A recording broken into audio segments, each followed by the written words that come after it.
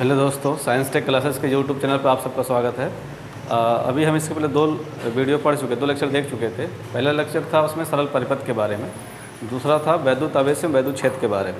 आज तीसरा लेक्चर है, तीसरा इसका जो है ओवरव्यू है, चैप्टर है, उसका नाम है गॉस का नियम, गॉस का प्रमेय।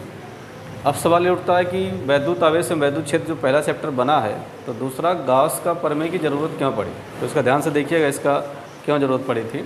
सबसे पहले आप आवेश के बारे में पढ़े थे, ठीक है। सबसे पहले आप आवेश के बारे में पढ़े थे। आवेश में आपने देखा था कि प्लस क्यू कोई चार्ज है, ठीक। तो प्लस क्यू चार्ज है तो इसके चारों तरफ इसकी बल रेखाएं चलती हैं, ठीक है। प्लस क्यू चार्ज, इसकी चारों तरफ बल रेखाएं चलती हैं।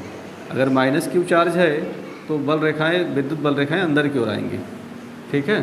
तो जितनी दूर तक ये इनका प्रभाव होता है वो कहलाता है वैद्युत क्षेत्र, ठीक है। और जितनी तेज़ी से ये उसमें से दूसरे आवेश को प्रभावित करती हैं वो होती है वैद्युत क्षेत्र की तीव्रता। तो आवेश हमने पढ़ा था, आवेश को सब कूलाम ने व्याख्या किया था, फिर उनका सदिश रूप पढ़ा था, फिर वैद्युतशीलता पढ़ा था और सब कुछ नियम हमने पढ़ा था। वैद्युत क्षेत्र की तीव्रता भी हमने पढ़ा था।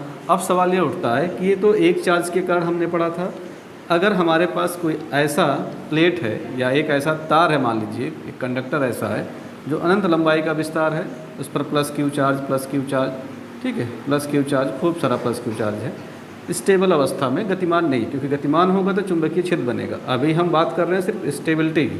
प्लस क्यू इस पर स्थिर है तो इनके कारण भी वैद्युत क्षेत्र होगा, इनके कारण भी वैद्युत बल रेखा निकलेगा, तो उनका प्रभाव वैद्युत क्षेत्र होगा। यहाँ से भी जाएगा, यहाँ से भी जाएगा, यहाँ से भी जाएगा, तो खूब दूरी तक जाएगा तो वैद्युत क्षेत्र बनेगा। तो गॉस ने या करके इसी समस्या का समाधान किया। इन्होंने कहा था कि जिस कोई वस्तु अगर आप मान रहे हो तो उस वस्तु का एक निश्चित एरिया से जितने भी बल रेखाएं निकलेंगे उसे हम क्या कहेंगे, वैद्युत फ्लक्स कहेंगे। और वैद्युत फ्लक्स को आधार बना करके इन्होंने गॉस ने अपना नियम दिया। तो गॉस के नियम का मुख्यतः हम 4 प्रकार के यूज करेंगे, 5वां तो हम उसका यूज कन्वर्जन है गॉस के नियम से कूलाम के नियम का।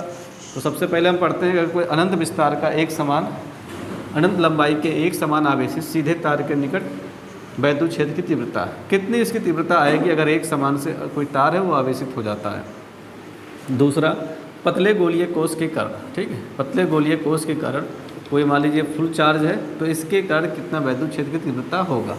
तीसरा सेप बनता है एक समान समतल चादर, ठीक है, कोई चादर है एक समान रूप से समतल, इस पर भी प्लस क्यू चार्ज है, तो कितनी दूरी तक इसकी तीव्रता असर करेगी, यानी कितनी दूरी तक इसकी तीव्रता रहेगी, इसको हम जानेंगे, ठीक है।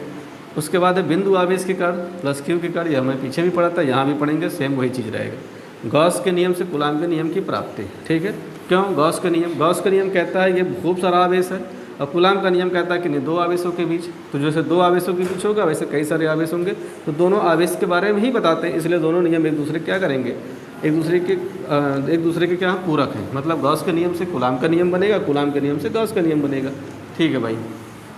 तो इतना ही है इस चैप्टर में, ठीक है। अब इसके बाद नेक्स्ट वीडियो आएगा, नेक्स्ट वीडियो आपको धारिता के बारे में होगा या विभव के बारे में, ठीक है। तो आप लोगों की जानकारी के लिए यही है कि पहला चैप्टर है वैद्युत आवेश से वैद्युत क्षेत्र की तीव्रता बना। वैद्युत क्षेत्र की तीव्रता एक बिंदु आवेश के कारण था, उसके बाद खूब सारे आवेश आए तो खूब सारे आवेश आ जाएंगे, उनका एक शेप डिसाइड करेंगे। शेप होगा पहले एक तार के रूप में, एक चद्दर के रूप में, एक खोखले गोले पतले कोश के कारण। तो उससे कितनी वैद्युत क्षेत्र की तीव्रता हम वहाँ पर पाते हैं, इसके लिए गॉस ने अपना नियम दिया, तो गॉस का प्रमेय पढ़ते हैं, ठीक है। इतना ही था। तो हमने मिलते हैं नेक्स्ट वीडियो में। जय हिंद।